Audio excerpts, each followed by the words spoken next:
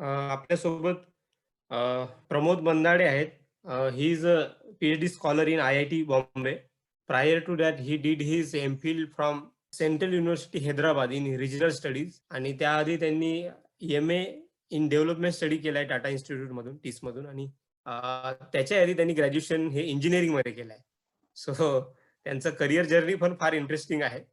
And he will B covering the opportunity in central universities and opportunities in IIT Bombay specifically. आणि त्यानंतर आपल्यासोबत आहेत Tushar Meshram.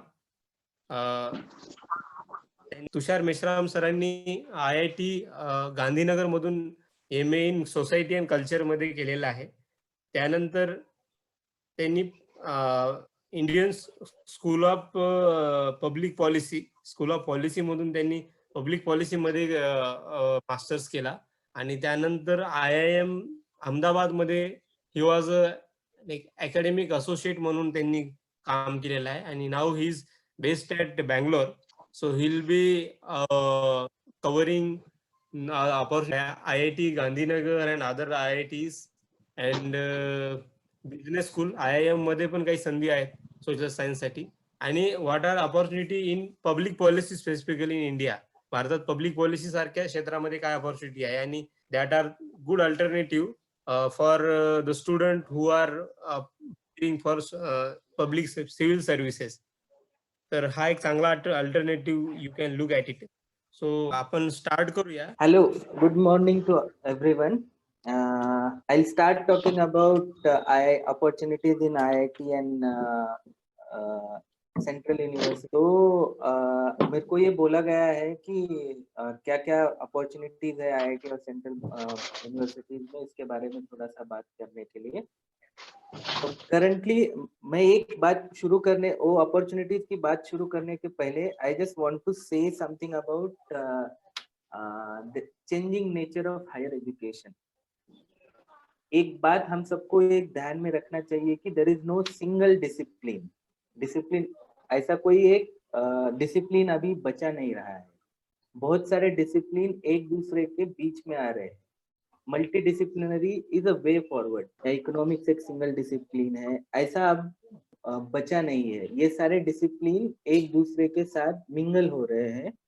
Even एक ये सोशल साइंस का एक बात है. इसके अलावा even in science is also making inroads in other discipline like science और इकोनॉमिक्स, साइंस और सोशल साइंस. जैसे ऐसे बहुत सारे नए डिसिप्लिन इमर्ज हो रहे हैं. इसके लिए IITs भी, जैसे बहुत सारे हम लोग ऐसे देखते हैं कि बहुत सारे लोग अपना डिसिप्लिन इंजीनियरिंग के बाद कुछ और कुछ दूसरे कोर्सेस करते हैं. तो एक कोर्सेस ये लास्ट 10 साल से एक नया हायर एजुकेशन में एक चेंज, एक बदलाव आ रहा है. तो इसके मद्देनजर there are many changes. Even in institutions are also responding in a similar manner, and that is the reason why IITs, IIMs or central universities they are also changing their courses also. ये change हमारे state universities तक आने के लिए थोड़ा time लगेगा, but other universities में ये ऑलरेडी हो चुका है. जैसे टिस में डेवलपमेंट स्टडीज, मैं एक एग्जांपल दे रहा हूँ. डेवलपमेंट स्टडीज नाम का एक कोर्स आया है 2005 में. ये अभी IIT में उसके बाद शुरू हुआ है, बहुत सारे IITs में. अभी तक ये स्टेट यूनिवर्सिटीज में आया नहीं है, बट ये कोर्स बहुत इंटरेस्टिंग और इम्पोर्टेंट है. इसमें हिस्ट्री है, इकोनॉमिक्स है, पॉलिटिक्स है, एंथ्रोपोलॉजी है. ये सारे कोर्सेस एक दूसरे के साथ सोसाइटी को हमको एक समग्र मतलब होलिस्टिक नेचर से देखने की जरूरत है. एक ही स्ट्रीम से देखने से वो लिमिटेड अंडरस्टैंडिंग होता है. इसलिए इस तरह का नया एक डिसिप्लिन शुरू हुआ है. How we should move our understanding that there is a one singular discipline. There are even in social science itself, जो हमारा social science है उसमें भी बहुत सारे डिसिप्लिन एक साथ आ रहे हैं. डिसिप्लिन का नोशन ब्रेक डाउन हो रहा है. और even science and social science बहुत सारे मिंगल हो रहे हैं। जैसे अभी एक एग्जांपल दे रहा हूँ मैं कि पॉपुलेशन स्टडीज का अभी विशाल ने बात किया। पॉपुलेशन साइंस में बहुत जगह पे आपको मैथमेटिकल जो अंडरस्टैंडिंग है वो बहुत सेंट्रल है पॉपुलेशन साइंस के लिए भी। बीएससी स्टैटिस्टिक्स का उन्होंने बायो स्टैटिस्टिक्स का उन्होंने एग्जांपल दिया। जिसको बीएससी इन बायोलॉजी है वो बायोस्टैटिस्टिक्स पॉपुलेशन साइंस में आके कर रहा है। तो ये जो नोशन है ये ब्रेक डाउन हो रहा है इसी साइंस एंड सोशल साइंस ये सारे मल्टीडिसिप्लिनरी एक नया अप्रोच इवॉल्व हो रहा है। तो ये सेंट्रल यूनिवर्सिटीज आईआईटीज ये सारे में इसका बहुत सारा एक्सपांशन हो रहा है। अभी तक हमारे स्टेट यूनिवर्सिटीज में ये पहुंचा नहीं है। तो मेरा खुद का ही वैसे ही जर्नी है। मैं एक इंजीनियर हूँ। उसके बाद मैंने टिस से डेवलपमेंट स्टडीज किया है।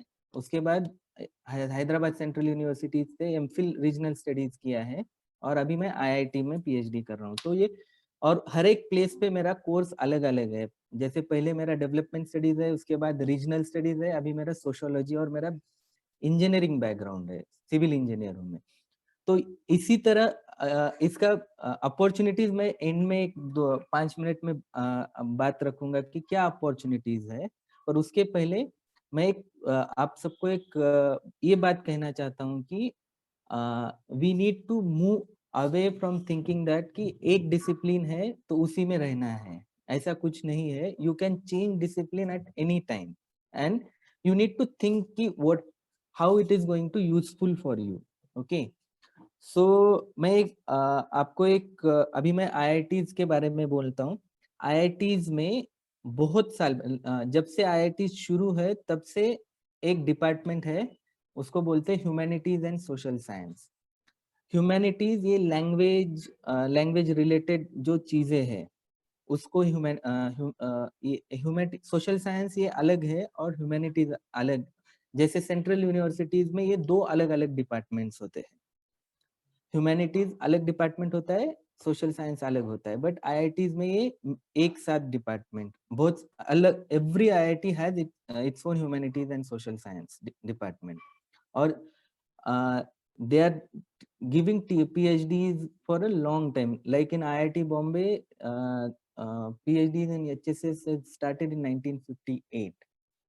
It's not new or something, but there are new things which are happening is they are starting BA, MA, MSc, इस तरह के interdisciplinary courses they are now started. तो जैसे मैं एग्जाम्पल के तौर पे आप सबको बोलना चाहता हूँ कि आईआईटी बॉम्बे में अभी 2017 में बीएससी इकोनॉमिक्स एक कोर्स शुरू किया है। ये 4 साल का कोर्स है और ये कोर्स अभी वो अपने जो 12th का जीई का स्कोर होता है उसके हिसाब से ले रहे, एंट्रेंस एडमिशन उसके हिसाब से है। बट आईआईटी मद्रास में वैसे ही एक इंटीग्रेटेड एमए कोर्स है जिसमें English and development studies integrated course है और ये कोर्स के लिए सेपरेट एग्जाम होता है। ये जी का एग्जाम नहीं होता खाली। और इस कोर्स के एग्जाम के लिए क्या what they look for in your entrance eligibility, there are 2 things. One is a written exam, other one is an interview. In written exam they check your language skill, they check your logical and reasoning, and if you are applying for a particular course तो उसका एक थोड़ा बहुत current और economics का थोड़ा बहुत जो people who are preparing for UPSC it's very easy to crack those courses. ये अभी मैं आपको एक बात बताता हूँ कि किस किस इंस्टीट्यूट में एमए का कोर्सेस है। आईआईटी इकोनॉमिक्स लगभग बहुत सारे आईआईटीज में शुरू हुआ है एमए के लिए। IIT Bombay is only IIT which started graduation BSc economics plus MSc. But IIT Delhi, IIT Kharagpur both have MA economic courses and they have their own exams. IIT Madras में development studies there are in two other IITs, MA. One is IIT Madras, other is IIT Guwahati. और third IIT development studies जो है India के सबसे imminent development studies के जो centres आए हैं उसमें टिस एक है, गुवाहाटी एक है, IIT गुवाहाटी एक है, IIT मद्रास है। ये तीन बहुत इम्पोर्टेंट MA के डेवलपमेंट स्टडीज के सेंटर्स है। इसके अलावा I already told you about MSc economics in Kharagpur and IIT Delhi. Recently, IIT Delhi is going to start MA program in public policy. IIT Bombay has already its own MA program in MA in public policy. Already they started in 2015. One batch already passed out there. So there is a ये है MA के programs है. They are going to start more such programs. IIT Hyderabad has even development studies का course है IIT Hyderabad में भी. तो this is just beginning. एक बात हमको ध्यान में रखना चाहिए जब हम लोग IITs की तरफ देखते हैं, there are premier IITs. Premier IITs मतलब जो पहले शुरू हुई है, पुरानी IITs है, जैसे IIT Bombay, IIT Madras, Kharagpur, Guwahati, Kanpur. These are the premier IITs. IIT जैसे ब्रांड है तो इन IITs की वजह से है. इनके अलावा भी there are new IITs which started very recently and almost every state has its own IIT now. तो IIT जैसे IIT गांधीनगर है, IIT मंडी शुरू हुआ है. These IITs are definitely much better than our state universities, but may not be better than central universities. We need to think. हमको ये भी सोचना चाहिए कि हम इस तरह के अगर सोशल साइंस के एडमिशन लेना चाहते हैं कि जहाँ पे मोर अपॉर्चुनिटीज भी रहे और करियर एजुकेशन भी अच्छा रहे, तो हमको सेंट्रल यूनिवर्सिटीज भी सोचना चाहिए. खाली ब्रांड ये नहीं, पर हमारे स्टेट यूनिवर्सिटीज से अच्छे IITs है. तो ये बात रही. अब मैं एक IIT के बारे में डिटेल से बात करना चाहता हूँ, वो है IIT बॉम्बे के बारे में. आप यही बात अलग अलग IIT में देख सकते हैं. I already said about IIT Bombay में there are at least multidisciplinary courses are started much early. So there are 4 departments in IIT which offers different multidisciplinary course. तो ये 4 डिपार्टमेंट ऐसे है कि आपका कौन सा भी बैकग्राउंड हो, इट डजंट मैटर, आप इस कोर्सेस में एडमिशन ले सकते हैं. एक है HSS humanities and social science, दूसरा है सेंटर फॉर पॉलिसी स्टडीज, तीसरा है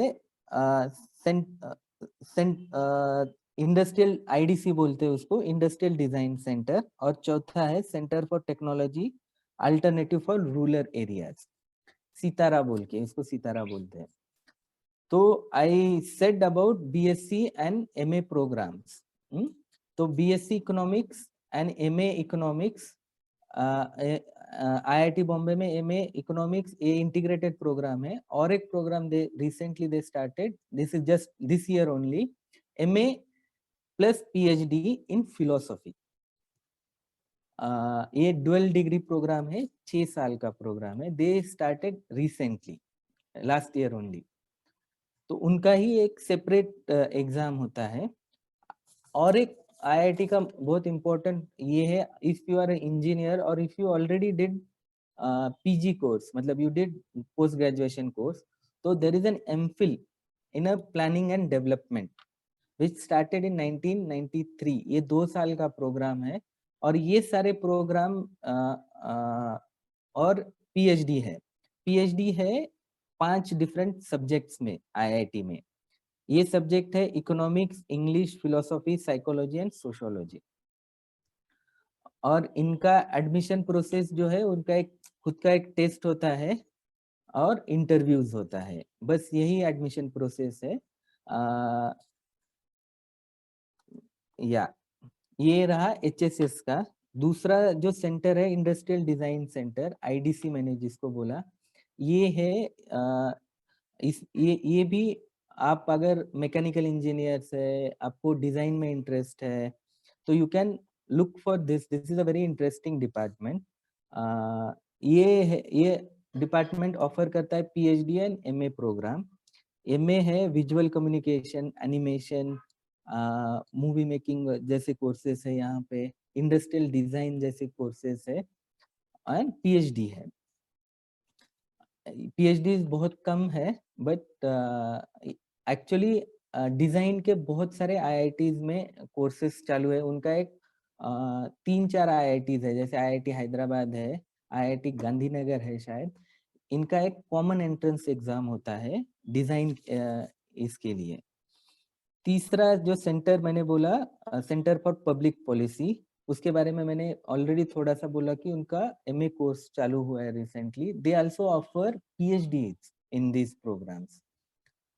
और चौथा जो है CTARA, centre for technology alternatives for rural development, people who are interested in trying to develop certain technologies in rural areas, who have engineering kind of a background, science background, but also need to understand rural setup, तो इनके लिए वो PhD offer करते हैं। इसी तरह से हर एक IITs में अलग अलग कोर्सेस ऑफर करते हैं। I just told you about IIT Bombay.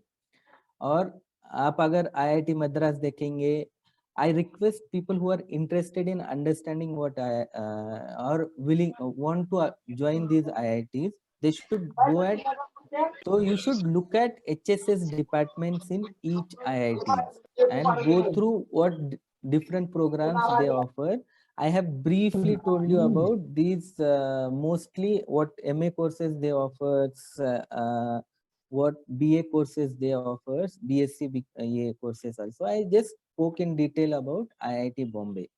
If you people want more information or something, I will talk later. I will just in briefly I will talk also about central universities. तो जैसे IITs है, वैसे ही central universities है। There are difference in central universities. हमने rank के बारे में अभी एक विशाल सर ने एक स्लाइड दिखाया था, वैसे सेंट्रल यूनिवर्सिटीज का भी रैंक बहुत जरूरी होता है। करियर और बाकी सारे एजुकेशनल इसमें देखने के लिए सबसे अच्छे यूनिवर्सिटीज कौन से है, ये हमको सोचना चाहिए। तो सेंट्रल यूनिवर्सिटीज जो है वो तो अब हम सबको ये तो पता है, HCU पता है, हैदराबाद सेंट्रल यूनिवर्सिटी पता है, जवाहरलाल नेहरू सेंट्रल यूनिवर्सिटी दिल्ली का, ये 2 central university most of us no.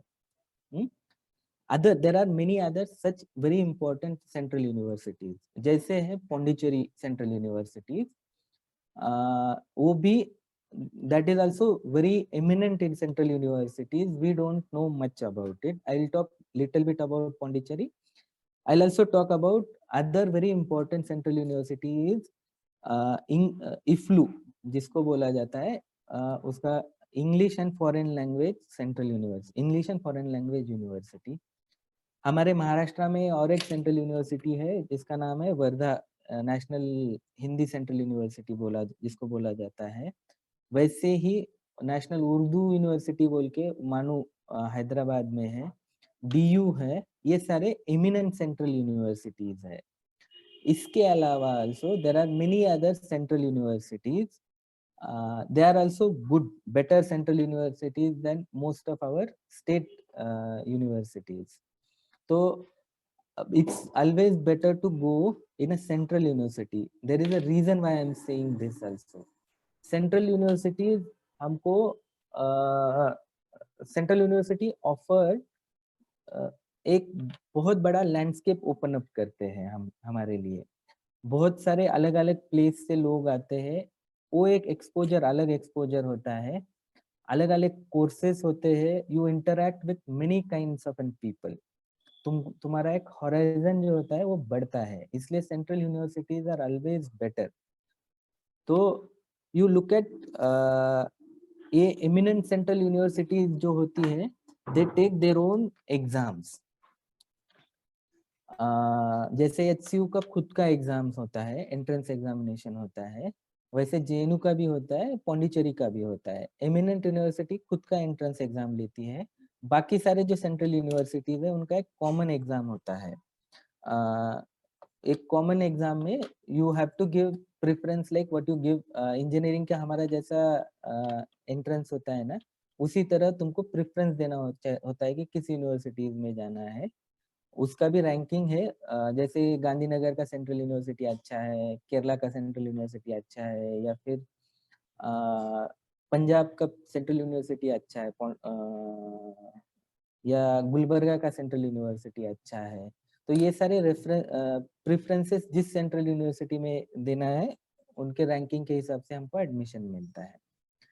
तो अभी आई will just talk little bit about some important central universities. What are the kinds of courses are available for you? I already said about there are two departments for social science people. One is in humanities, other one is social science department.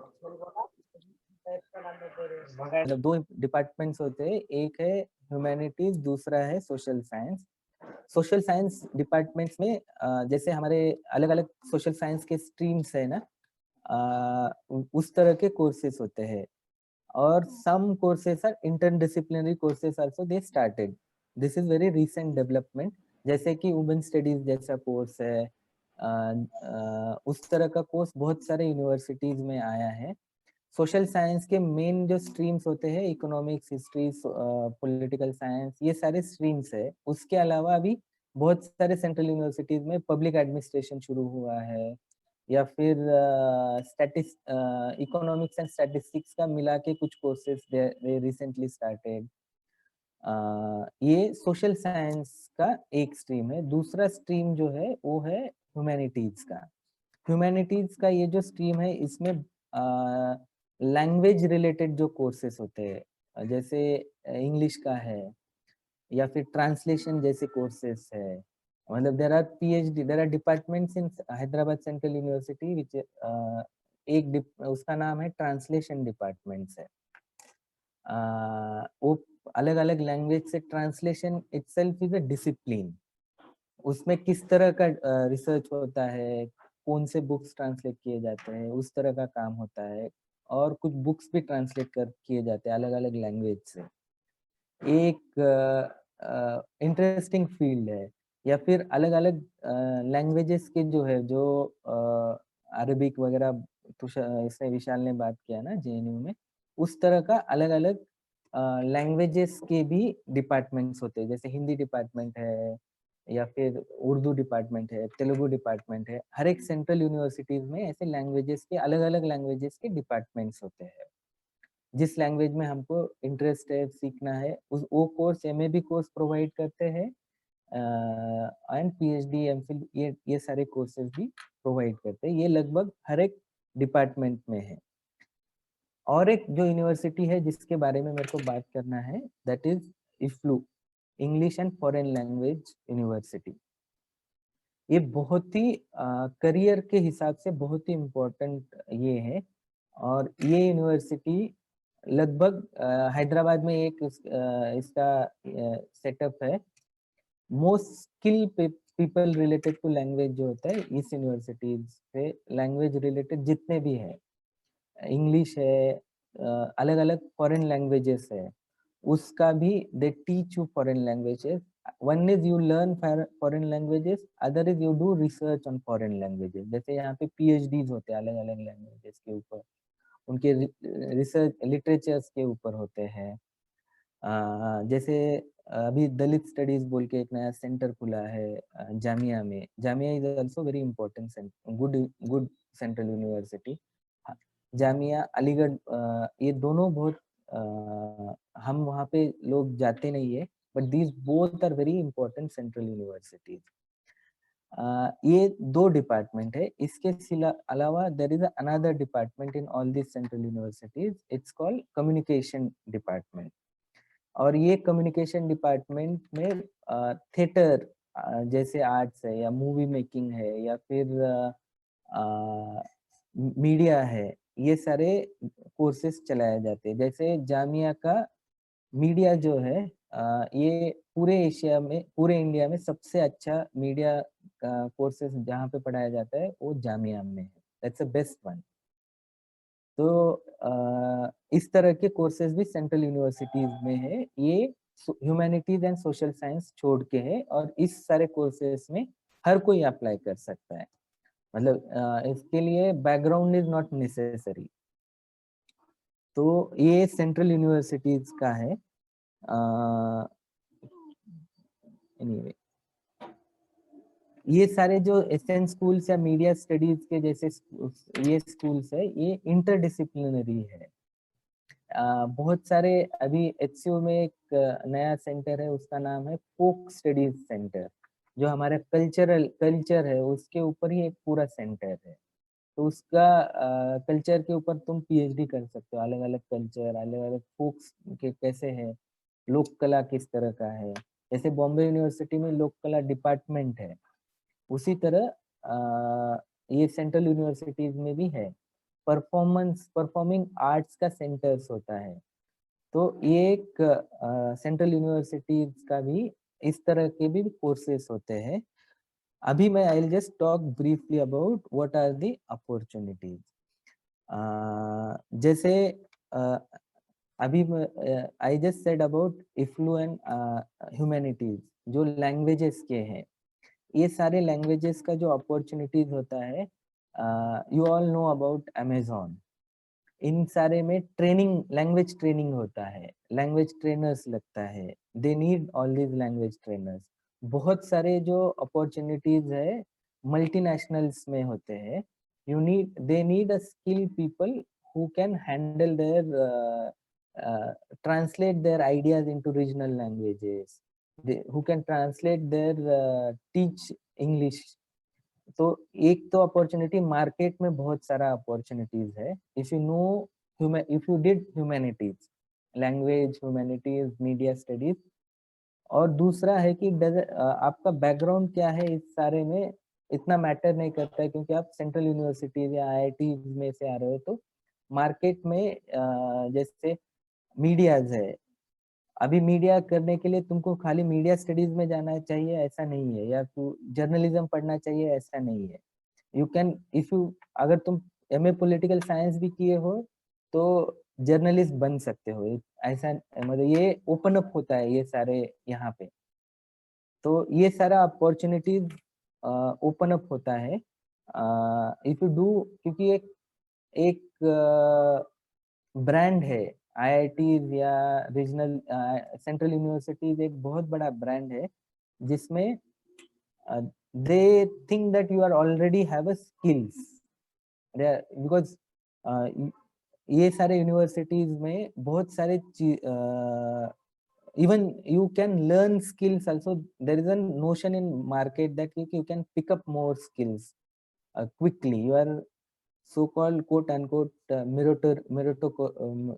तुम meritocratic हो, ये एक notion है। इसलिए job का employability जो है वो बहुत हाई होता है एनी मार्केट। तुम बिजनेस स्कूल्स में भी जा सकते हो या फिर तो ये सारा अपॉर्चुनिटीज इसके साथ है। और one more important thing in learning IITs and central universities is you get good fellowship। जैसे जेएनयू में आप अगर एमए और बीए भी कर रहे हो तो आपको एक small amount as a fellowship मिल सकता है। ये बहुत इंपॉर्टेंट है खुद को सस्टेन करने के लिए। दूसरी बात होता है कि सेंट्रल यूनिवर्सिटीज या आईआईटीज में other resources are very crucial, like hostels, internet, libraries, exposure to many disciplines. जैसे यहाँ पे बहुत सारे लेक्चर्स होते हैं। Even if you are let's assume you are तुम मीडिया स्टडीज में कुछ पढ़ाई कर रहे हो सेंट्रल यूनिवर्सिटीज में, तो बहुत सारे प्रोग्राम्स बाहर होते हैं जो आपको बहुत सारे चीजों को explore, you can explore many things, you get जैसे कि बहुत सारे लेक्चर्स आते हैं यहाँ पे, they visit you, there are many programmes are arrange, so you get many kinds of exposure, you get also get to know what is there in outside world, तुम्हारे लिए क्या क्या रखा है, मतलब what kind of world is outside, you get to know through all these exposure. एक तो ये सारे रिसोर्सेस आप सबको मिलते हैं, दूसरी चीज you get to know what is there through all these experts people. ये सारा एक्सपोजर हमको स्टेट यूनिवर्सिटीज ये है इसमें नहीं मिलता है, and that is the central region why that makes a difference. यही जो है बहुत इम्पोर्टेंट डिफरेंस होता है हमारे नॉलेज प्रोडक्शन या करियर अपॉर्चुनिटीज, ये दोनों में मिलने में, दोनों का एक्सपोजर मिलने में और दोनों को अचीव करने में। अगर हमको पता ही नहीं है कि इसका यूज कैसे कर सकते हैं, तो we can't even think about it कि क्या अपॉर्चुनिटीज हो सकते हैं, कहाँ पे जॉब मिल सकता है, ये हमको सोच भी नहीं, समझ में ही नहीं आता कि जैसे लातूर में आप अगर एमए कर रहे हो और सेंट्रल यूनिवर्सिटीज में एमए कर रहे हो, बहुत ज्यादा डिफरेंस होता है। और एक चीज है, ये सारे इसमें बहुत सेंट्रल होता है, जो I will request to everyone is you should know the language. Employability आपका लैंग्वेज से बहुत ज्यादा बढ़ता है। If you are good with English, your employability is, and even returns on that employability is much higher, and central universities are good place to learn the language. It force you to speak in English. तुमको if you are doing PhD or doing something in central university, your medium of communication is English. तो ये अपने आप से तुमको सीखना ही पड़ता है, और वो environment वैसे होता है कि you learn it also. There are many people like us only जो स्टेट यूनिवर्सिटीज से पढ़ के आते हैं, they fight to learn English languages also. तो ये सारा अपॉर्चुनिटीज है। If people want something more, let me know. So we have Tushar sir with us, Tushar Mishram. So he will like join right now. And Yeah, hello. Can you hear me, Prashant? yes, Okay, great. So first up, I'd like to thank you, Prashant, and Eklavya Academy for inviting me to speak to students. I am always happy to talk to youngsters and give them whatever guidance I can about career and education. So very happy to be here. So hello everyone. I'd like to have the share screen option because I have a PPT. So oh yeah, it's option. Okay, it's on. I can do that. Can you all see my screen? yes. Okay, just a Yes. second. You can put on full screen. Yeah, I'll do that. Just a second. और हिंदी में रखेंगे हम। हाँ, Hindi English में दोनों में चालू रखूंगा। चलेगा। ठीक है। Good afternoon everyone. सो मेरा नाम तुषार है। मैं वैसे बेंगलोर में रहता हूँ, लेकिन पूरा मेरा फैमिली बैकग्राउंड तो महाराष्ट्र का ही है। सो मैं अपने बारे में थोड़ा इंट्रोडक्शन दे देता हूँ। सो मैंने MA सोसाइटी एंड कल्चर की पढ़ाई की है IIT गांधीनगर से 2014 से 16 तक, और फिर उसके बाद मैंने 3 साल जॉब किया IIM अहमदाबाद में एज एन एकेडमिक एसोसिएट। उसका मतलब है कि मेरा टीचिंग असिस्टेंट का प्रोफाइल था। मैंने प्रोफेसर्स के साथ रह के काम किया और उनको रिसर्च में भी हेल्प किया और एडमिनिस्ट्रेटिव रिस्पॉन्सिबिलिटीज़ के लिए भी मैंने हेल्प किया। और फिर मुझे लगा कि और थोड़ी पढ़ाई करनी चाहिए, मेरा इंटरेस्ट थोड़ा बढ़ गया पब्लिक पॉलिसी में। तो फिर मैंने Indian school of public policy, जो दिल्ली में एक नया इंस्टीट्यूट शुरू हुआ पिछले साल, तो मैंने वहाँ से पब्लिक पॉलिसी की पढ़ाई की। तो आज का मेरा प्रेजेंटेशन रहेगा career opportunities for social science post graduates. And मैं अज्यूम कर रहा हूँ कि आप सभी लोग सोशल साइंस में अपना करियर बनाना चाहते हैं। तो मैं शुरू करता हूँ। तो प्रेजेंटेशन का फ्लो ऐसा रहेगा। मैं first I will show a glimpse of central universities and social sciences. वैसे ये तो प्रमोद भाई ने काफ़ी अच्छे से समझा दिया था। लेकिन because it is a part of my slide I will just go over it once more. फिर आईटी गांधीनगर के बारे में सॉरी, जो एमए और एमएससी प्रोग्राम्स हैं, मैं उसके बारे में थोड़ा आपको बताऊंगा बिकॉज एमए की पढ़ाई मैंने की। और उसके बाद बाकी आईआईटीज में जो मास्टर्स हैं जो सोशल साइंस रिलेटेड है उसके बारे में भी मैं थोड़ा सा बताऊंगा। हालांकि इसकी चर्चा हो चुकी है, लेकिन मैं उसके बारे में थोड़ा बता दूंगा because it is a part of my slide again. और उसके बाद फिर हम बात करेंगे करियर पाथ्स की, कि आप सोशल साइंस की पढ़ाई करके करियर ऑप्शंस आप कहाँ कहाँ आप जा सकते हैं और क्या क्या कर सकते हैं। सो सेंट्रल यूनिवर्सिटीज और सोशल साइंसेज का एक हल्का सा एक झरोका। सो पीजी लेवल में of course all central universities में वो प्रोग्राम्स काफ़ी सारे ऑफर किए जाते हैं, सोशियोलॉजी, हिस्ट्री, लिटरेचर, बहुत सारे प्रोग्राम्स हैं, बहुत सारे इंटरेस्टिंग प्रोग्राम्स हैं। और अभी आईआईटीज जैसे दिल्ली, बॉम्बे, मद्रास, गुवाहाटी, गांधीनगर और मंडी में भी सोशल साइंस के मास्टर्स के प्रोग्राम्स अभी ऑफर हो रहे हैं। ये आईआईटीज में जो प्रोग्राम्स ऑफर हुए हैं वो बहुत रीसेंट हैं, पिछले 5-10 सालों में ही वो ज़्यादातर ये प्रोग्राम्स अभी शुरू किए गए हैं। आईआईटीज में अभी ये भी डिस्कस हुआ था कि इंफ्रास्ट्रक्चर जो है सेंट्रल यूनिवर्सिटी से थोड़ा बेहतर है। इसकी वजह ये है कि आईआईटीज को फंडिंग ज़्यादा मिलता है गवर्नमेंट की तरफ से। और आईआईटीज क्योंकि थोड़े से पुराने इंस्टीट्यूट्स है और टेक्नोलॉजी फोकस है उनका, और जहाँ पे उनके स्टूडेंट्स ग्रेजुएट होके बड़े बड़े कंपनीज में नौकरी कर रहे हैं, विदेश में जाके नौकरी कर रहे हैं, तो अलमनाई से डोनेशन बहुत मिलता है आईआईटीज को। तो उस पैसे से वैसे आईआईटीज ने काफ़ी अच्छा काम किया है, काफ़ी सारे नए प्रोग्राम्स खोले हैं इन टेक्नोलॉजी, इन सोशल साइंसेज ऑल्सो। तो ऐसा भी मतलब बिकॉज मैंने भी आईआईटी गांधीनगर से पढ़ाई की है, तो हमारे जो डायरेक्टर हैं वो खुद एक आईआईटी ग्रेजुएट है और आईआईटी में प्रोफेसर है, और उन्होंने कहा था कि अलमनाई ने खुद बोला है कि आप आईआईटीज में सिर्फ टेक्नोलॉजी नहीं पढ़ा सकते, आप खाली इंजीनियर्स को टेक्निकल नॉलेज देके आप उनको एक complete well rounded human being नहीं बना सकते, क्योंकि टेक्नोलॉजी तो एक हिस्सा हो गया, लेकिन हमको रहना समाज में पड़ता है, रहना सोसाइटी में पड़ता है, हमको लोगों से बातचीत करनी पड़ती है, और इसके लिए हमारा सोसाइटी के साथ एक इंटरेक्शन, एक कनेक्शन बहुत ज़रूरी है। तो इसलिए आईआईटीज़ में सोशल साइंसेज के कोर्सेज की शुरुआत की गई, और आईआईटी गांधीनगर के बारे में मैं बात करूँगा। मैं एक बात ज़रूर कहना चाहूँगा कि अगर इंफ्रास्ट्रक्चर अच्छा है, इसका मतलब ये नहीं कि एकेडमिक्स भी बहुत अच्छा है।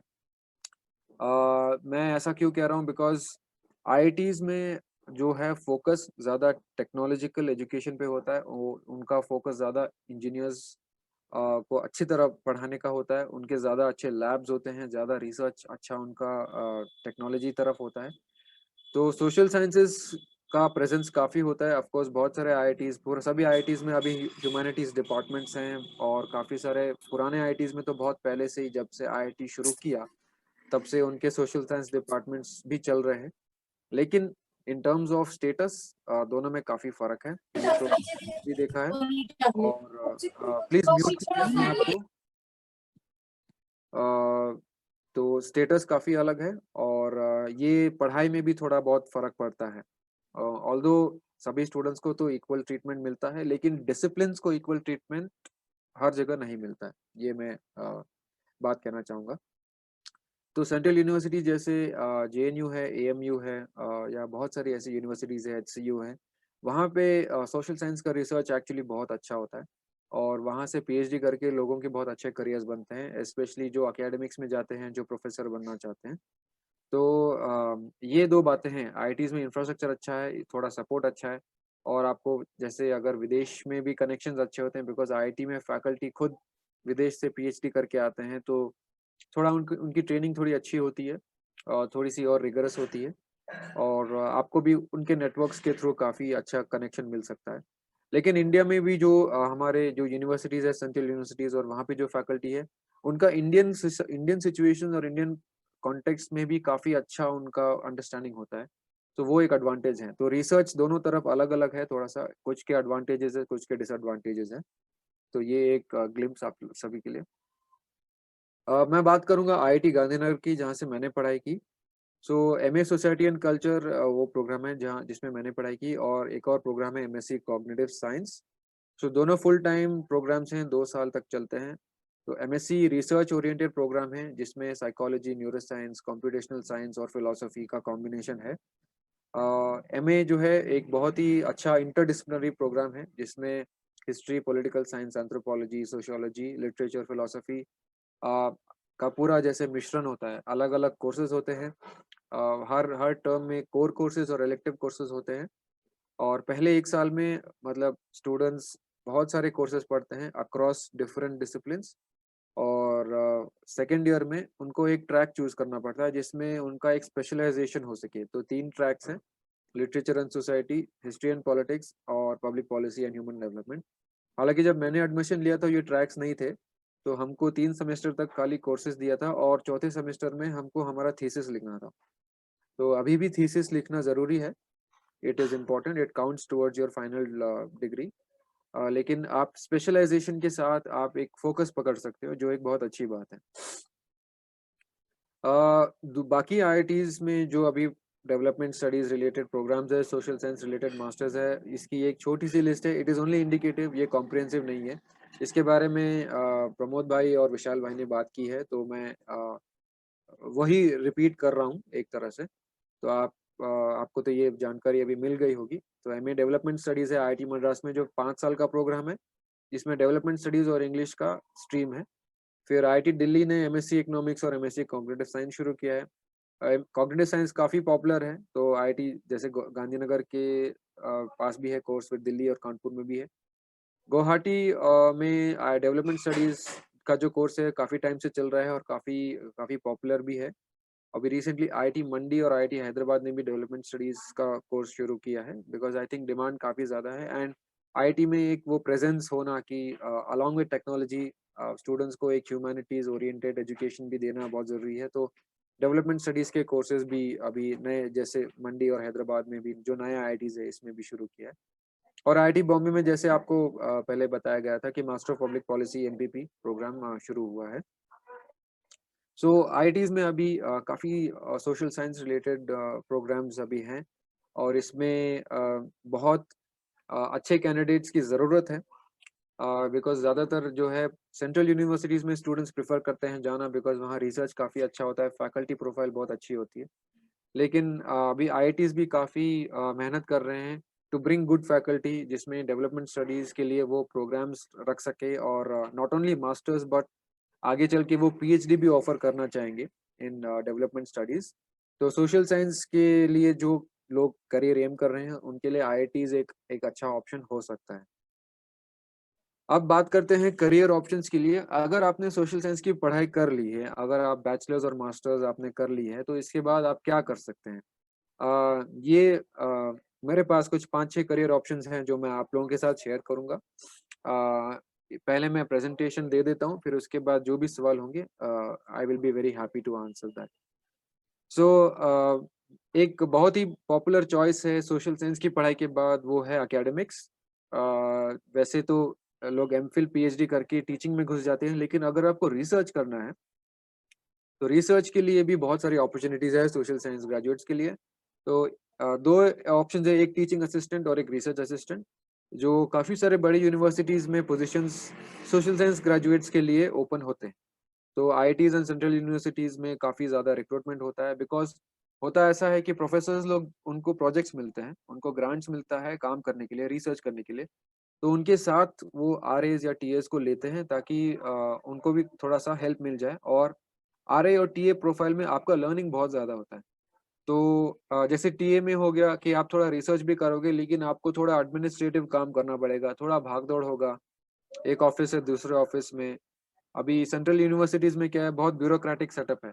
आपको एक जगह से परमिशन लेना पड़ेगा, कुछ अगर कुछ चाहिए या कुछ करना है तो फिर उसके लिए प्रोफेसर शायद खुद नहीं जाएँगे, वो आपको भेजेंगे। लेकिन आगे चल के आपको बाद में समझ में आएगा कि हमारा यूनिवर्सिटी सेटअप ऐसा ही है, हमारा यूनिवर्सिटी सेटअप ऐसे ही काम करता है। फिर बात है रिसर्च रिसर्च असिस्टेंट प्रोफाइल की। Research assistant is a better profile than TA, because it has the term research in it and उसमें थोड़ा सीरियसनेस भी आ जाता है। सो इसमें आपको ज़्यादा क्लेरिकल काम नहीं दिया जाता एंड इसमें अपॉर्चुनिटीज़ आपको ये है कि आपको रिसर्च मेथोडोलॉजी सीखने को मिलेगा। और अगर प्रोफेसर ने आपको अलाउ किया कि आप रिसर्च करके खुद उनके साथ को-ऑथर करो पेपर, तो आपका पेपर भी पब्लिश हो सकता है। तो वैसे ये मैं ये नहीं कहूँगा कि हर रिसर्च एसोसिएट या असिस्टेंट को ये मिलता है। आपको अपने आप को प्रूव करना पड़ता है। जब आप प्रोफ के साथ काम कर रहे हो, जब यूनिवर्सिटी सेटअप में हो, so it has to be earned, so always remember that.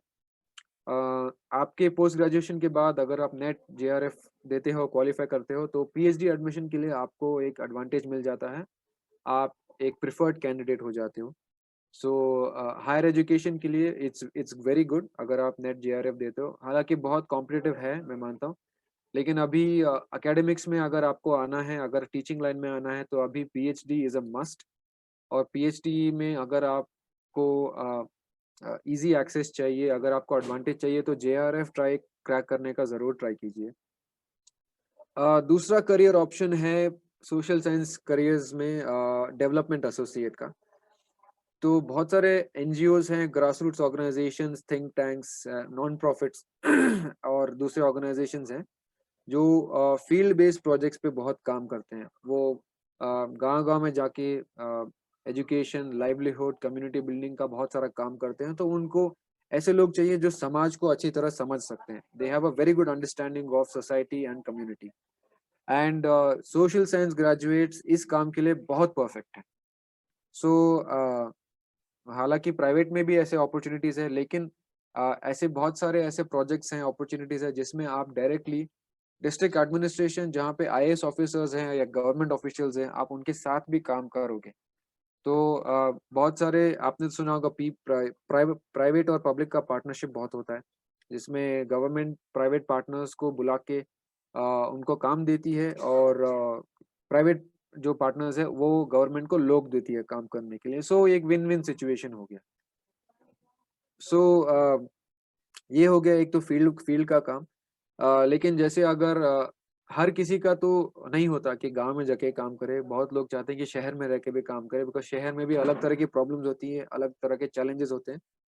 तो आपको वॉलंटियरिंग और सिविल सोसाइटी ऑर्गेनाइजेशंस के साथ काम करने का भी बहुत मौका मिल सकता है, अगर आपको शहर में काम करना है तो। तो सिविक प्रॉब्लम्स काफ़ी सारी होती है, वाटर सप्लाई लेकर, ट्रांसपोर्टेशन, पब्लिक ट्रांसपोर्टेशन को लेकर। तो आपको ऐसा काम मिल सकता है, जैसे सर्वे करना है, कोई प्रोजेक्ट को मॉनिटरिंग करना है, क्वालिटेटिव, क्वांटिटेटिव रिसर्च अगर करना है। तो शहरों में भी बहुत सारी ऐसी ऑर्गेनाइजेशंस हैं, संस्थाएँ हैं, जो इस तरह का काम कर रही है और उसमें सोशल साइंस ग्रेजुएट्स की बहुत ज़रूरत होती है। अम, वैसे आजकल सोशल साइंस ग्रेजुएट्स की ज़रूरत है, लेकिन डिग्री के अलावा कुछ ऐसे स्किल्स हैं जो आज बहुत डिमांड में हैं और आप शायद जानते होंगे कि डेटा साइंस अभी बहुत उसका पॉपुलैरिटी बढ़ रहा है। बहुत लोग इसके बारे में चर्चा कर रहे हैं। बहुत सारी ऑर्गेनाइजेशंस में इसकी बातें हो रही है और डेटा साइंस जिनके पास है, जो स्किल्स हैं, वो उनकी डिमांड बहुत ज़्यादा है। तो अगर आप ग्रास रूट्स लेवल पे काम कर रहे हैं या ऑर्गेनाइजेशंस में काम कर रहे हैं, तो स्टैटिस्टिक्स का नॉलेज होना और प्रोग्रामिंग लैंग्वेज जैसे आर या पाइथन का होना आपके लिए एक बहुत बड़ा एडवांटेज हो सकता है। क्योंकि जैसे पहले भी शायद प्रमोद भाई बता रहे थे, जैसे पॉपुलेशन का एक डिसिप्लिन है जिसमें आपको नंबर्स बहुत सारे आपको एनालिसिस करना पड़ता है, इवैल्यूएट करना पड़ता है। तो नंबर्स के लिए आप पेंसिल और पेन लेके तो शायद नहीं करोगे, कैलकुलेटर भी अभी बहुत पुराना हो गया है, अब सब कुछ डिजिटल हो गया है। लैपटॉप पे आप डेटा निकाल के आप एक्सेल पे या कोई भी ऐसा ऑनलाइन टूल्स लेके आप वो नंबर्स के साथ बहुत कुछ कर सकते हो, जिससे आपको बहुत सारी बातें पता चल सकती है। आप एनालिसिस कर सकते हो, आप प्रोजेक्शन कर सकते हो। इसके लिए टूल्स का होना ज़रूरी है। Something very basic like Excel जो हर किसी के लैपटॉप में होता है, वो मुझे लगता है कि बहुत ज़रूरी है जानना। आप लोग स्किल्स पे ज़रूर ध्यान दें। एंड स्टैटिस्टिक्स अगर जिन लोगों को इंटरेस्ट है इस तरह की चीज़ में, स्टैटिस्टिक्स की पढ़ाई ज़रूर करें। और इकोनॉमिक्स के साथ-साथ जो लोग इकोनॉमिक्स पढ़ रहे हैं उनके लिए तो ज़रूरी है ही। बट इवन अदरवाइज़ थोड़ा मैथ्स और स्टैट्स का नॉलेज होना आपके लिए बहुत एडवांटेज हो सकता है। नेक्स्ट ऑप्शन है फेलोशिप्स। फेलोशिप्स एक तरह से एक ऐसा कोई जॉब नहीं है, ऐसा कोई लंबा कोई करियर नहीं है, लेकिन इसकी पॉपुलैरिटी कुछ सालों में बहुत बढ़ गई है। अ, ऐसा होता है कि कोई ऐसा ऑर्गेनाइजेशन है या कोई ऐसा इंस्टीट्यूट है जो लोगों को अपने पास लाके उनको थियरी और प्रैक्टिकल ट्रेनिंग देता है सोशल प्रॉब्लम्स को सॉल्व करने की। तो ये एक ऐसा ऑप्शन है जो बहुत पॉपुलर है उन लोगों के लिए भी जो मास्टर्स के बाद कुछ समय तक एक फुल टाइम जॉब नहीं करना चाहते, एक फेलोशिप करके वो समझना चाहते हैं कि जो उन्होंने पढ़ाई की वो कैसे यूज हो सकता है, वो कहाँ यूज हो सकता है। या जहाँ पे इवन बैचलर्स के बाद भी फेलोशिप्स अगर अलाउ करता है, तो बैचलर्स के बाद भी मास्टर्स करने के पहले आप समझ सकते हो फील्ड में जाके फेलोशिप करके कि मुझे क्या करना चाहिए और मुझे क्या पढ़ना चाहिए आगे। तो फेलोशिप्स का एक बहुत एक्साइटिंग एस्पेक्ट ये है कि बहुत सारी फेलोशिप्स हैं और आपको देश के कई हिस्सों में फेलोशिप्स आपको वहाँ पे मिल सकती है जगह। और अलग-अलग चैलेंजेस हैं, कहीं पे एजुकेशन का चैलेंज है, कहीं पे आपको फाइनेंशियल इंक्लूजन का आपको चैलेंज रहेगा। जैसे अगर घरेलू औरतें हैं, अगर घर की फाइनेंसेस उनको मैनेज करना है, तो उनको फाइनेंशियल लिटरेसी सिखाना है।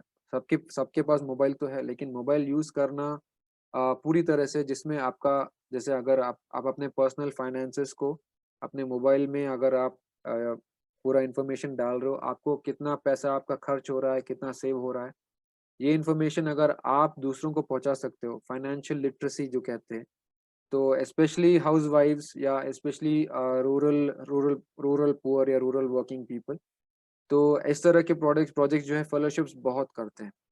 तो आपको एक तो रियलिटी पता चल जाती है कि हमारे समाज में ऐसा है। मतलब लोगों के पास मोबाइल है लेकिन यूज़ करने का उनको आइडिया नहीं है, उनको सिखाना पड़ता है। तो फेलोशिप जो है ऐसा थियरी और प्रैक्टिस का बहुत अच्छा कॉम्बिनेशन करके बहुत सारी चीज़ें सिखाती है। और ऐसा भी होता है कि फेलोशिप्स स्टाइपेंड भी देते हैं, तो मतलब पैसे की ज़्यादा दिक्कत नहीं होती। हाँ, रूरल एरियाज़ में आपको रहना पड़ेगा। वो भी मतलब बहुत लोगों के लिए बहुत एक्साइटिंग होता है क्योंकि बहुत कुछ सीखने को मिलता है। लेकिन हर किसी को शायद नहीं जमता रूरल एरिया में रहना। तो अलग-अलग फेलोशिप्स हैं जो शायद रूरल में भी ना हो और जो अर्बन सेटिंग्स में भी है। तो इस तरह से आपको चैलेंजेस बहुत रहेंगे और वैसे एक्साइटमेंट और सीखने के लिए भी बहुत कुछ मिलेगा। एक बात है, अगर आप फेलोशिप करते हैं और आपको बाद में मास्टर्स या पीएचडी के लिए अप्लाई करना है, तो यूनिवर्सिटीज़ काफ़ी फ़ेवरेबली देखती हैं, जिन्होंने फेलोशिप्स की है। तो स्पेशली फॉरेन यूनिवर्सिटीज़, क्योंकि आपने real on hands on experience आपके पास है फेलोशिप करके और उसमें लर्निंग्स जो है जैसे फेलोशिप करके आप रिपोर्ट्स वगैरह भी फाइल करते हो, तो आपने डॉक्यूमेंट किया हुआ होता है कि आपने ये किया है। सो वो एक आपका एक एविडेंस बन जाता है कि आपने ये काम किया है, जो कि मास्टर्स और पीएचडी में जब आपका इंटरव्यू होता है सिलेक्शन के लिए, ये बातें बताना बहुत अच्छा होता है। आपके सिलेक्शन के लिए बहुत एडवांटेज है। सम फेलोशिप्स जो मतलब काफ़ी पॉपुलर है, यंग इंडिया फेलोशिप है, गांधी फेलोशिप और टीच फॉर इंडिया फेलोशिप। ये एक छोटा-सा ही ब मैंने इंडिकेट किया है, बहुत सारे फेलोशिप्स हैं। मैं चाहूँगा कि जो लोग इंटरेस्टेड है इसको आप एक्सप्लोर कीजिए और अपने पसंद के फेलोशिप्स को देखिए और ज़रूर अप्लाई करें। चौथा करियर ऑप्शन बनता है फंड रेज़िंग एंड फिलैंथ्रोपी। अ, आप लोगों को शायद पता होगा कि कॉर्पोरेट सोशल रिस्पॉन्सिबिलिटी जो है अभी पब्लिक और प्राइवेट सेक्टर को काफ़ी करना पड़ रहा है। It is a government mandated rule, so न चाहकर भी उनको करना पड़ रहा है, लेकिन एक रिस्पॉन्सिबिलिटी के तौर पे एक बहुत अच्छी बात है कि आप अपने कंपनी के 2% प्रॉफिट्स सीएसआर एक्टिविटीज़ में दें, जिसमें आप हेल्थ, लाइवलीहुड या एजुकेशन कॉजेज़ को आप सपोर्ट कर रहे हैं। नाउ इसमें करियर अपॉर्चुनिटी ये है कि उन बिकॉज़ इसमें बहुत सोशल ओरिएंटेड और वेलफेयर ओरिएंटेड काम होता है। सो ऑर्गनाइज़ेशंस को उन लोगों की ज़रूरत होती है जो समाज को अच्छी तरह समझ सकते हैं। तो बिकॉज़ बात यहाँ पैसे की है और पैसा देना पड़ता है और देकर भी आपको मॉनिटर करना पड़ता है कि पैसा सही जगह गया है, पैसा सही तरह से यूज़ हो रहा है। तो यहाँ पे सोशल साइंस ग्रेजुएट्स का करियर अपॉर्चुनिटी बहुत अच्छा है, बहुत बड़ा है। अ, इसमें ऐसा है कि जब आप फंड रेज़िंग में हो या फिलैंथ्रोपी में हो, so you have to negotiate a lot with stakeholders. अगर आपको कहीं से पैसा उठाना है, रेज़ करना है, किसी से फंडिंग आपको लेनी है, तो बहुत नेगोशिएशन है, आपको स्टेक होल्डर मैनेजमेंट पूरा आना चाहिए, बहुत ज़रूरी है और आपका कम्युनिकेशन बहुत-बहुत एफिशिएंट और इफेक्टिव होना चाहिए। सो ह्यूमैनिटीज़ और सोशल साइंस ग्रेजुएट्स में अक्सर ये बातें होती है, critical thinking, creativity, leadership, empathy, because लोगों में और समाज में रह के आपको ये सब करना पड़ता है, समाज में ये सब सीखना पड़ता है। सो ये सब स्किल्स अगर हैं और आपका सोशल साइंस क्वालिफिकेशन है, तो फंड रेज़िंग और फिलैंथ्रोपी में आपके लिए बहुत अच्छा करियर बन सकता है। नेक्स्ट है कॉर्पोरेट कंसल्टिंग। वैसे कॉर्पोरेट कंसल्टिंग ऐसा फील्ड है जो काफ़ी टाइम तक एमबीए ग्रेजुएट्स ही उसमें आते थे। जैसे बड़े-बड़े इंस्टीट्यूट्स में से आईआईएम्स में बोलो या इवन फॉरेन यूनिवर्सिटीज़ से जो एमबीए पढ़ के ग्रेजुएट होते थे। लेकिन आजकल कॉर्पोरेट कंसल्टिंग भी इतना डाइवर्स हो गया है फील्ड, इतना कंसल्टिंग का काम इतना बढ़ गया है, इतने अलग सेक्टर्स में वो कंसल्टिंग हो रहा है कि उनको सिर्फ एमबीएज़ नहीं चाहिए बिकॉज़ एमबीएज़ का ट्रेनिंग बहुत लीनियर होता है। They are generally not too diverse in their thinking. They are mostly concerned with a lot of bottom lines and finance and all of that.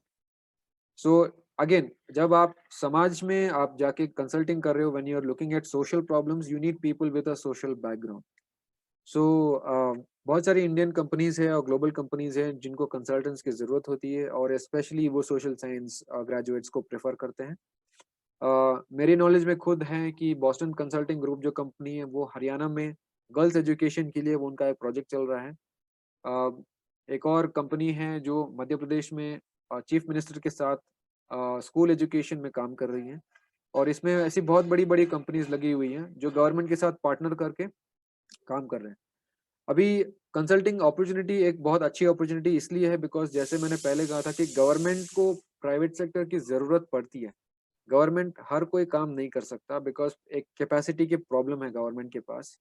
ज़्यादा लोग नहीं हैं, मैन पावर नहीं है, उनके पास टेक्नोलॉजी मॉडर्न नहीं है और बहुत सारे रेगुलेशंस का इंटरफेरेंस भी होता है।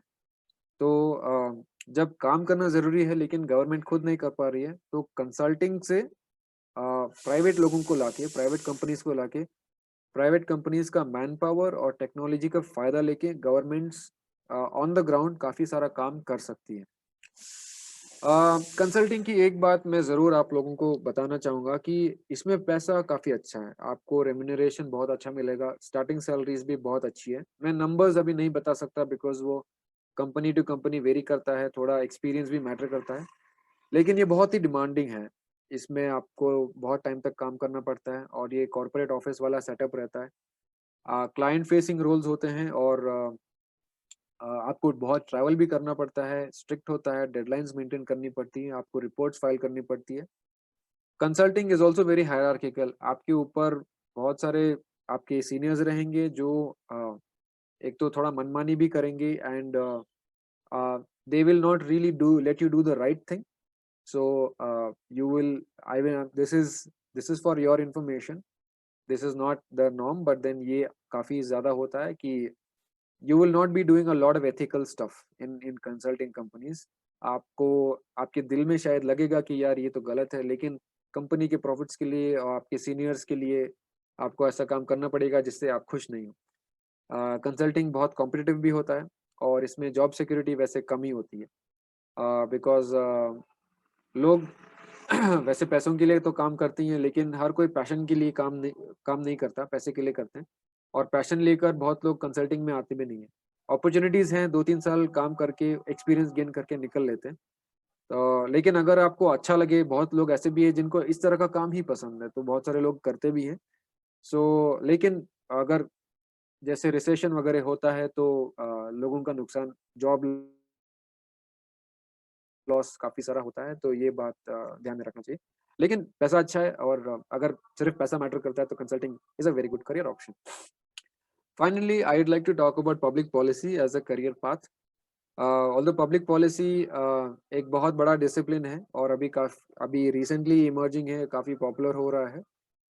Public policy is a combination of many different discipline जिसमें आपको समझना पड़ता है कि व्हाट आर द थिंग्स, ऐसी क्या नीति है, क्या पॉलिसी है जो समाज के लिए, जो पब्लिक के लिए सबसे बेस्ट काम करे और जिससे हमारा गवर्नेंस, जिससे हमारा समाज सुधर सके। अभी ये बहुत पॉपुलर हो रहा है for a lot of young graduates. Specially मैं ये भी सजेस्ट करूँगा कि अ, जिनको कोई भी एक डिसिप्लिन में नहीं जाना है और लेकिन जिनको बहुत सारी चीज़ें पढ़नी है, उनके लिए पब्लिक पॉलिसी बहुत अच्छा है बिकॉज़ इसमें लॉ की पढ़ाई हो सकती है, इसमें इकोनॉमिक्स की पढ़ाई होती है, सोशियोलॉजी इन्वॉल्व होता है और इसमें आपको बहुत कुछ जानना पड़ता है। It is a very comprehensive field जिसमें आपको बहुत सारी चीज़ें पढ़नी पड़ती है। Because when you talk about the public, you can not talk about something in isolation. आप किसी एक चीज़ को हटा के बात नहीं कर सकते, आपको बहुत सारी चीज़ों को जोड़ के देखना पड़ता है। एक कॉन्सेप्ट है, इट्स कॉल्ड कॉम्प्लेक्स प्रॉब्लम्स। हमारे देश में any issue that you take, it can be looked at as a complex problem. अगर education है, inequality in education है, वो inequality क्यों है? Is it because of poverty? Is it because of inequality? Is it because of class? Is it because of caste? It is because of a whole bunch of reasons. So complex problems को analyze करने के लिए public policy का discipline एक बहुत ही अच्छा career path है आपके लिए. जैसा मैंने पहले कहा था कि गवर्नमेंट की कैपेसिटी जो है बहुत कम है. गवर्नमेंट के पास लोग हैं लेकिन लोग कम हैं और काम बहुत सारा है. और गवर्नमेंट के पास पैसे भी लिमिटेड होते हैं जिसपे और ऐसी चीजें हैं जिसपे वो खर्च कर सके खोल के, वो भी बहुत कम होता है. तो यहाँ पे पब्लिक पॉलिसी प्रोफेशनल्स अपने नॉलेज, स्किल्स और ट्रेनिंग्स को यूज कर सकते हैं, जिसमें वो गवर्नमेंट के साथ या तो डायरेक्टली काम कर सकते हैं या एक प्राइवेट के साथ जोड़ के फिर बाद में गवर्नमेंट के साथ पार्टनर करके बहुत सारा काम हो सकता है. अभी आज के ज़माने में जैसे पहले भी मैं मेंशन कर रहा था कि टेक्नोलॉजी एक बहुत बड़ा कैटलिस्ट है. Technology is playing a huge role in all spheres and public policy is no different. अगर सही ट्रेनिंग और सही एक्सपोजर मिले और अगर आपने सही स्किल्स आपने पिकअप किए हैं जैसे statistics, data science, data visualisation, और आपको समाज के प्रॉब्लम्स की, समाज के सिचुएशंस की आपको अच्छी समझ है, तो along with technology, public policy professionals बहुत अच्छा चेंज ला सकते हैं. And there is a lot that you can do and there's a lot of opportunities opening up especially for public policy graduates only. पहले भी public policy में, public administration में business graduates काफ़ी आते थे, लेकिन अभी because ये इतना focused और इतना specialized है और because हमारे इंडिया में problems इतने complex हैं कि सारे MBAs पॉलिसी पे काम नहीं कर सकते, करते हैं लेकिन not everybody has that inclination. Also public policy ऐसा फील्ड है कि जिसमें शायद पहले अनलाइक MBAs पहले अगर आप कहीं करियर में लगते हो शायद स्टार्टिंग में आपको सैलरी शायद उतनी ना मिले, लेकिन एक्सपीरियंस और नॉलेज के साथ साथ आपका सैलरी और आपका पे स्केल काफ़ी अच्छा हो सकता है. कुछ पब्लिक पॉलिसी जो इंस्टीट्यूट्स हैं इंडिया में जो जस्ट इंडिकेटिव लिस्ट अगेन और भी हैं. तो टार्टिस है ऑफ कोर्स जो आप जानते हैं, NLS है बैंगलोर में, Azim Premji university, OP Jindal university और भुवनेश्वर में school of governance and public affairs और टेरी स्कूल है जो दिल्ली में. Indian school of public policy भी है जहाँ से मैंने पढ़ाई की, but it's a private school and it's a very expensive school. Although मैंने अपनी सेविंग्स डाल के मैंने अपनी पढ़ाई कर ली, लेकिन अभी प्राइवेट स्कूल जो हैं वो काफ़ी ज़्यादा फीस चार्ज करते हैं. और ISPP जो मेरा स्कूल है इसका आउटलुक थोड़ा अलग है. ये ज़्यादा ग्रास रूट्स पे काम नहीं करते हैं, ये इंडस्ट्री और कंसल्टिंग पे ज़्यादा इनका फोकस होता है. सो यहाँ से करियर्स जो बनाते हैं वो ऐसे इंस्टीट्यूट्स में ऐसे सेक्टर्स में जाते हैं. ग्रास रूट्स में ज़्यादा अभी तक ऐसा ओरिएंटेशन नहीं रहा है. तो अगर आप पब्लिक पॉलिसी पढ़ना चाहते हैं तो इस पे ध्यान दें कि पढ़ाई करने के बाद आपको जॉब किस तरह का करना है. आपको मैंने जैसे बताया था, आपको एकेडमिक्स में जाना है, कंसल्टिंग में जाना है, या आपको फेलोशिप्स करनी है, या आपको अलग कुछ और अलग करना है. तो उस हिसाब से आपको अच्छे से एनालाइज करना पड़ेगा कि आप करना क्या चाहते हैं और आप कहाँ से पढ़ना चाहते हैं. Some concluding thoughts of mind जो थोड़े जनरल हैं. This is not specifically with regards to public policy, but because आप सब लोग अभी काफ़ी आगे आप पढ़ेंगे, काफ़ी सारा आप काम करेंगे, तो आप पढ़िए, बहुत पढ़िए, लेकिन डिग्री के अलावा आप स्किल्स पे बहुत ज़्यादा ध्यान दें, specially communication, presentation, public speaking skills जो कि सॉफ्ट स्किल्स हैं ये तीनों. बिकॉज डेस्क पे बैठ के तो सब लोग काम कर लेंगे, लैपटॉप पे सब लोग काम कर लेंगे, लेकिन जब लोगों से बातचीत होगी, जब आपको एक ऑडियंस के सामने पेश होना है, सो आपका आपका बॉडी लैंग्वेज, आपका पर्सनालिटी, आपका गेटअप, ये सब बहुत मैटर करता है. Simple things like maintaining eye contact, using the right words, using the right vocabulary, all of these things are very, very crucial. आप लोगों का अगर हिंदी मीडियम या मराठी मीडियम में एजुकेशन रहा है, नो प्रॉब्लम, बहुत अच्छी बात है. वर्नाक्युलर को कभी मत भूलिए, अपनी मातृभाषा को कभी मत भूलिए. लेकिन जैसा पहले प्रमोद भाई ने भी बोला था, प्रोफेशनल एनवायरनमेंट में आपको इंग्लिश में कम्युनिकेट करने की बहुत ज़्यादा ज़रूरत पड़ती है. तो ज़रूर अपने इंग्लिश लैंग्वेज पे ध्यान दें अगर आपको लगता है कि आप कुछ सीखना चाहते हो. सिंपल बातें हैं, न्यूज़पेपर पढ़िए रोज़ और थोड़ा ज़ोर से पढ़िए. अपने दोस्तों के साथ भी थोड़ा प्रैक्टिस कीजिए पब्लिक स्पीकिंग का इंग्लिश लैंग्वेज में. ये सॉफ्ट स्किल्स हो गया. दूसरे स्किल्स की जो मैं बात करूंगा वो पहले भी मैंने इंडिकेट किया था कि आप डेटा और स्टैटिस्टिक्स की थोड़ी सी पढ़ाई अगर करेंगे तो आपके लिए बहुत अच्छा होगा, बिकॉज अभी the future is going to be a lot of data.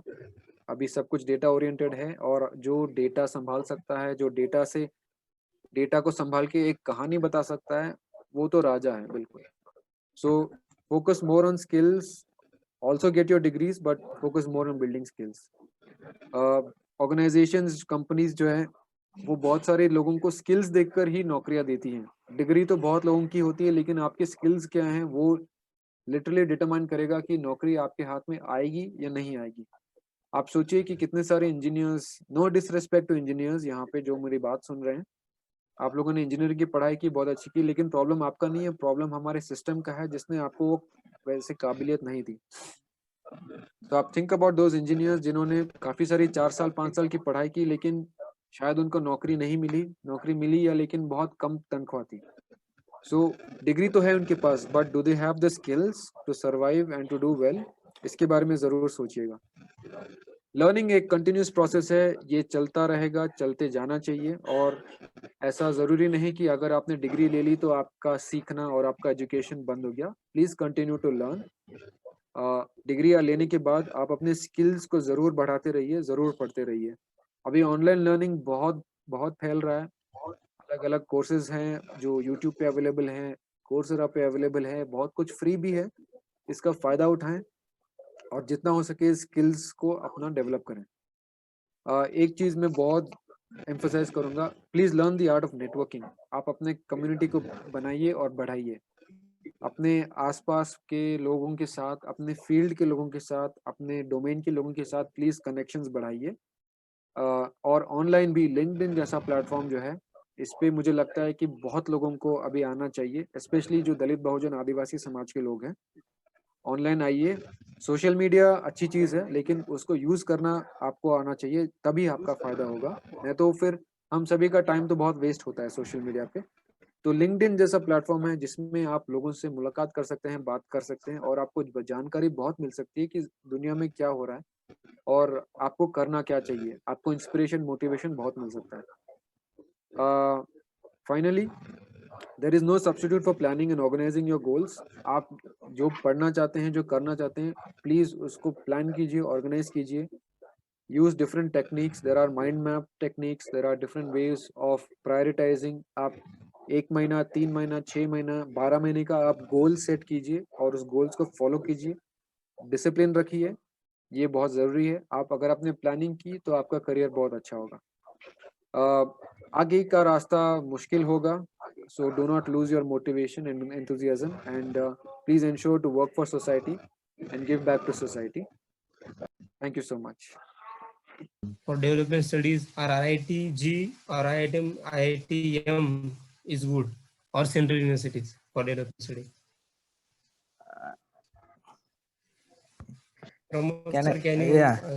I think Yes.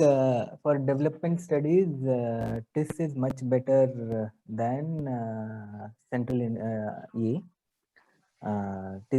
IITs. TIS is one of the first institute where development studies started, and they have a really good faculties than IITs, and also they have a very good way in which they do placements. वहाँ से placement भी बहुत अच्छा है. So if you are looking for both as an knowledge perspective as well as a career perspective, I think this is much better than IIT. Thank you. Thank you. Public college में full time future क्या हो सकता है? दीपक अली का question है। तुषार बाबू।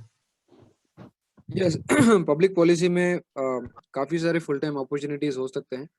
अभी जैसे मैं बोल रहा था, बहुत सारे ऑर्गेनाइजेशंस हैं जो सिर्फ पब्लिक पॉलिसी क्वालिफाइड ग्रेजुएट्स को ही रिक्रूट कर रहे हैं, बिकॉज उनका वैसा ट्रेनिंग होता है जो उनके समाज ओरिएंटेड जो काम है उसमें वही लोग काम कर सकते हैं, पब्लिक पॉलिसी के जो ग्रेजुएट्स हैं। सो एक तो मैं खुद जानता हूं कि सिविल सोसाइटी ऑर्गेनाइजेशंस में सिटी गवर्नेंस के लिए मेरे दोस्त लगे हैं फुल टाइम, उनकी अच्छी सैलरी भी है। दूसरा IAS ऑफिसर्स जो हैं वो अपने अंडर भी लेते हैं बहुत सारे ग्रेजुएट्स को। मुझे खुद एक ऑफर आया था एक मेंबर ऑफ पार्लियामेंट से, एक राज्यसभा MP से मुझे ऑफर आया था काम करने का as a consultant full time, लेकिन वो मेरे पर्सनल इश्यूज की वजह से वो मैं ज्वाइन नहीं कर पाया।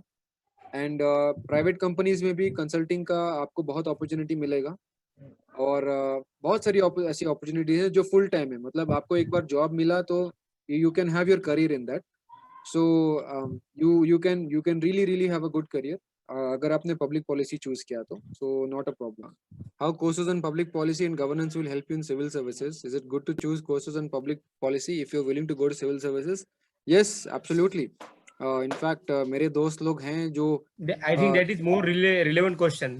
Like many of students are preparing for civil services in this right. group. Yeah, so in my opinion, I think public policy is that one discipline, yeah, one field which is absolutely must for all civil service aspirants, because civil service jo hai, as it says, civil services, civil is again something to do with public, and service is again something in for the welfare.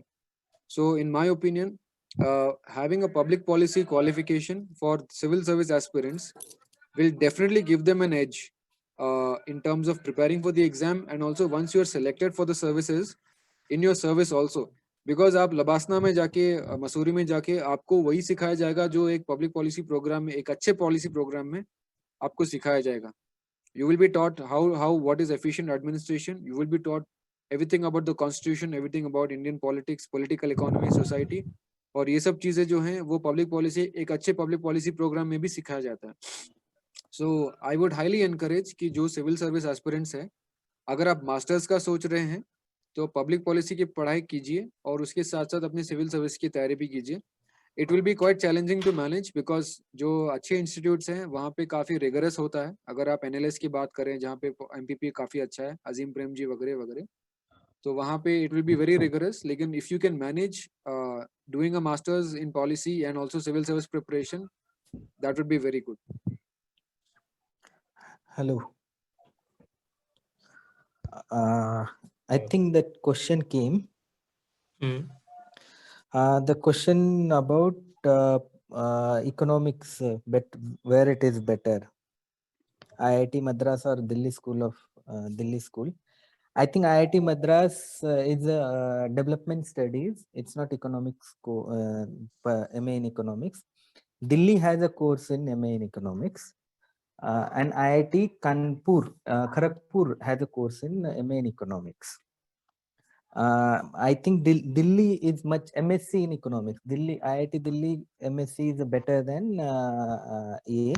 But if you are really interested in doing economics, there are two other institutions you should look. One is IGIDR, which is in Bombay. Indira Gandhi Institute of Economic and Development, IGIDR, if I'm not wrong. Other one is IIT Delhi School of Economics. Both are really good. Okay. There are many questions floating. Azim Any- Premji also started their MA program in economics. You can also Yeah. look at Azim that. Premji. There is one of our last year person. Rishikesh is Rishikesh. pursuing there. Yes, like it's very like theory and practical oriented course. There is one question which says PhD in public policy hai kya? There is PhD in public policy in IIT Bombay, which is really good. They started in 2017. Recent hai, but बहुत अच्छा department hai, and they are expanding one. I am a law graduate and I want to do LLM in criminology or any other specification. Can you give good suggestion me? Where do like IIT, IIM or JNU etc. This has a MA program in criminology, no? Social work Yeah. program. And there is one more new university, Sardar Patel University of Police and Criminology. They have started a program called Applied Criminology. It's a central university. That can be also good option. Okay. और TIS HRM ODCL central social science के under आता है, ये सवाल है एक दो लोगों का। Actually, TISH HR is largely a managerial program with some social touch historically. But nowadays it is becoming very management oriented. It's a B school now. And ODCL is completely corporate program. Like they have nothing to do with social sciences. Hmm. It's a privately run program. I think there is also high fees for that, some 6 lakh rupees. And they There is- also introduce a program in data analytics this year, 12 lakh rupees.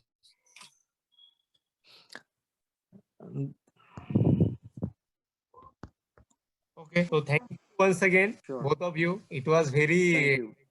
Thank you. engaging session actually. Thank So, you. My Pranit, pleasure. Yes, sir. Pranit is one of our students, Yes, Prashant. alumni of Eklavya, and he's pursuing MA in TIS now. So he is looking after, he's with our team, he's also leading the coordination of our workshop. Yes, sir. Pranit. Yes, sir. Thanks to Vishal sir, Pramod sir, and Tushar sir. Sure. Okay. Okay, Thank you for you. yeah. Okay, then see you See you. tomorrow. And I will coordinate for all those like further activities. Thank you so much. Have a good day. Sure.